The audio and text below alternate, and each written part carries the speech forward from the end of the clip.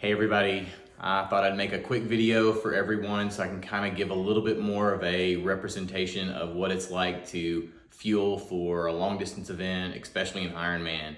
I had a couple people reach out, they didn't really quite get the concept, so I'm gonna try and talk you through it because typing it took forever, and just replying to everyone with that same generic thing may not answer all the questions.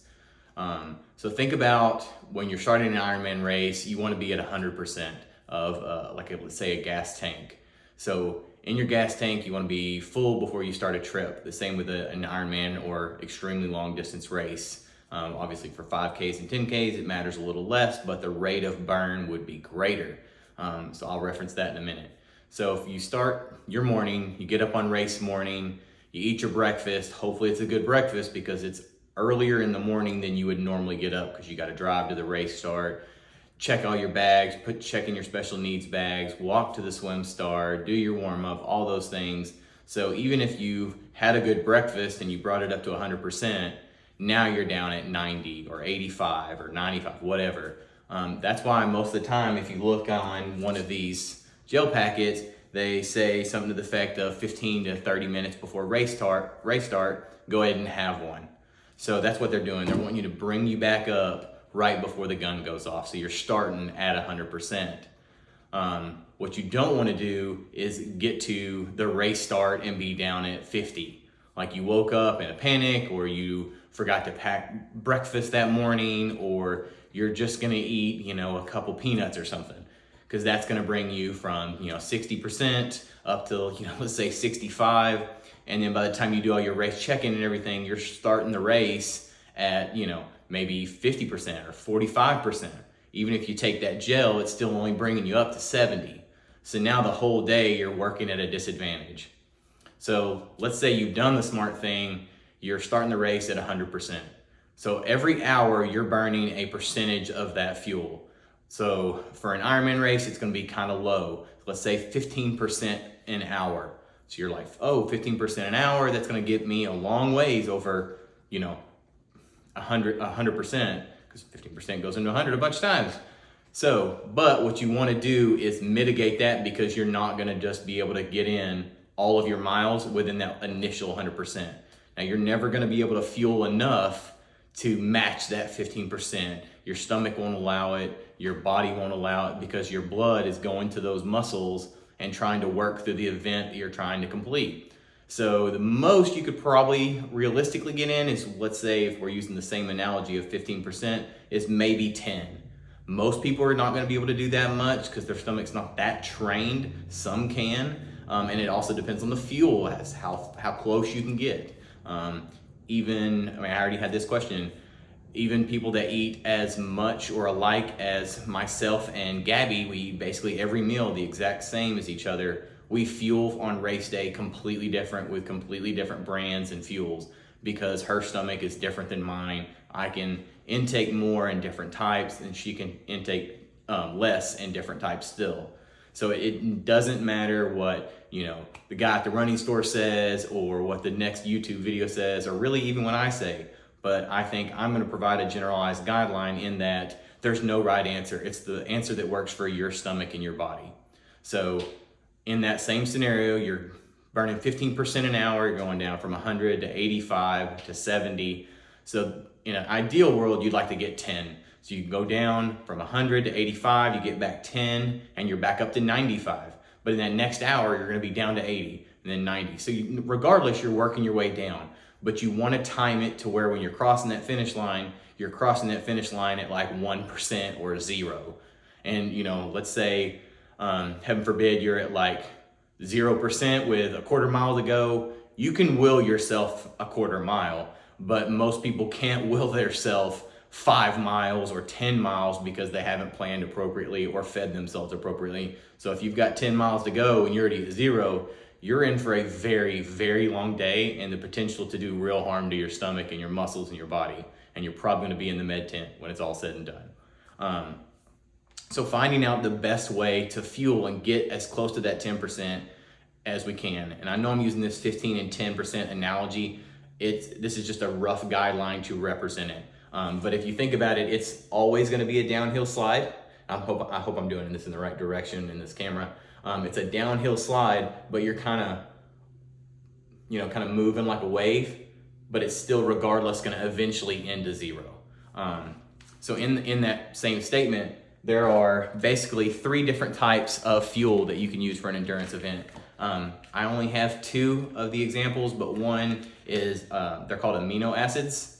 It's some of the building blocks for your muscles. Think of the chia seed based energy fuels, or the Roctane ultra endurance based stuff. Those are amino acids based, and that's for ultra long distance or people with a slightly weaker stomach that can't really handle a lot of the other stuff.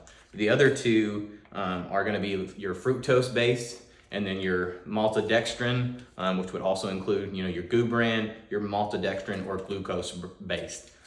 Then again, these are your fructose based for your fruits. Between those, each person's stomach can handle a different type better or worse. That's why I say between even these 3, which we have a ton of in our home, these 2 are the ones I use, these are the ones she uses, and then it comes down to consistency. Which consistency can you take? There's a brand called SIS that are a little bit more watery. They come in a slightly bigger package. You don't have to take any water with them. A lot of people love those. The GU brand, Honey Stinger brand, and I want to say the Cliff brand energy shots.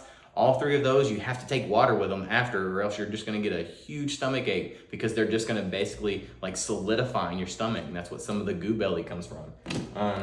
Brands like the Morton gels that you see on Ironman Race Course. It's called a hydrophobic gel. They've got a little bit more water in them. They're not quite as sloshy as the SIS. Gabby made the analogy, it tastes like a somewhat melted Jell-O. I love them, but you don't have to have water with them. So that makes them really, really nice on race day. You just take the whole gel, swallow it whole, and you're good to go. No need to worry about any water immediately after or where you are in the race course. But one of the other things that was brought up was salt. This is the brand that I use, a Salt Stick brand. This is the other one that Gabby uses. It's the base salt. It's just a giant tube with salt in it. These are tabs. You'll pop 2 in every 15 to 30 minutes based on how you're burning that day. And then this one, you're gonna lick your thumb, pop the cap, give it a good shake, and then lick your thumb. No one is better than the other. They do have different frequencies that you'll need to account for. Some of the other fuels that you can experiment and play with.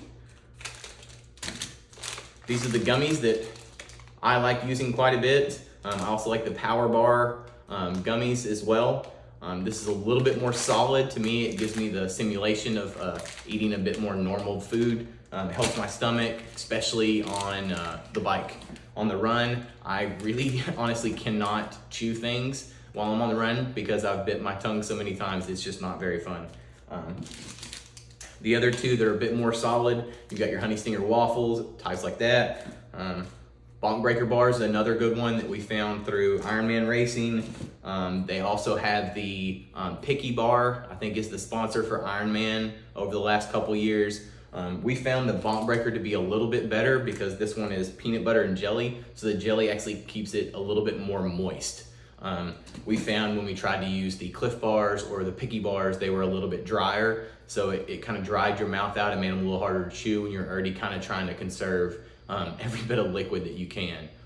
So I made a reference earlier on the amount of energy expenditure. So if you were to think about an Olympic distance race or a 10K, the same analogy works with the percentage of burn and amount of fuel you want to take in, but that energy is greater. So instead of just 10% an hour, it could be 25% an hour or 20% an hour, whatever, based on what you're trying to do in that race. If it's a 5K, it's probably like 15% an hour or 75% an hour because it's just so short, you're just gonna burn through it, you're really not gonna deplete it, and you really can't deplete it by the time you cross that finish line, regardless of how slow you are, because everybody's got 45 minutes to an hour worth of fuel on board at all times.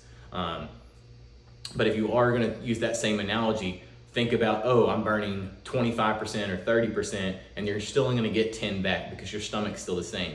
But when you're thinking about that, that ability for your stomach to handle those fuels gets lower because more blood is in your muscles. So while you could say, oh, I can take gummies while I'm running, a half marathon or a marathon, you may not be able to do that same thing in a 10K when you're sprinting very hard and trying to eke out every bit of performance. So you may have to be focused on trying to train your body to get in those gels. So the gels are going to be the only thing that your stomach can handle because it requires less energy, because energy is still required to burn that fuel, to burn those gels, because it's just a little bit more pliable and easily digestible. So think about all of those things as you go through the race course. I hope that answered a couple of your questions and gave a kind of easy analogy or a little bit of graph as to how it all works. If you have any more questions, just shoot me a text. Thanks.